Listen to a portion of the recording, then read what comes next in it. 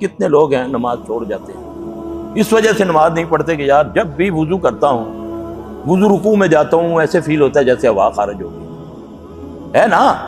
بہت سارے لوگ ہیں۔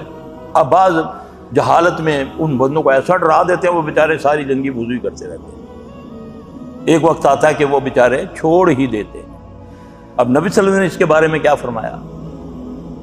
آپ نے فرمایا یہ دبر میں پھونکے مارتا ہے، تمہارے دبر میں پھونک مارتا ہے، پھر وسوسہ ڈالتا ہے کہ چھوڑو نماز، کیا فائدہ ہوگا؟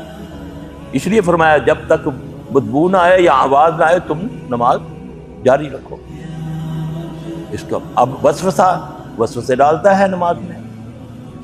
بعض مریض کہتے ہیں ہمارے سامنے آ جاتا ہے، گندگی رکھ دیتا ہے، ہمارے سامنے عورت آ کے ڈانس کرتی ہے، میں جب نماز پڑھتا ہوں ایک عورت آ جاتی ہے میرے سامنے ڈانس کرتی ہے، یہ دکھاتا ہے اپنا آپ۔ اب یہ وسوسہ ہے، اس سے بچنے کا طریقہ نبی نے بتا دیا نماز ہی میں۔ آپ نے فرمایا جب تمہیں نماز میں اس طرح یہ تنگ کرے تو آپ نے یعنی کہ چہرہ نہیں گھمانا، اس طرح 3 بار کر کے کہنا اعوذ باللہ من خنزب، اعوذ باللہ من خنزب، یہ بتایا نبی صلی اللہ علیہ وسلم۔ اس کی حقیقت ہے تو آپ نے علاج بتایا نا۔ نبی علیہ السلام جب نماز میں کھڑے ہوتے ہیں تو کیا پڑھتے ہیں؟ تعوذ کون سا پڑھتے ہیں؟ اعوذ باللہ السمیع العلیم من الشیطان الرجیم من حمزہ ونفثہ ونفثہ، کیا معنی ہے اس کا؟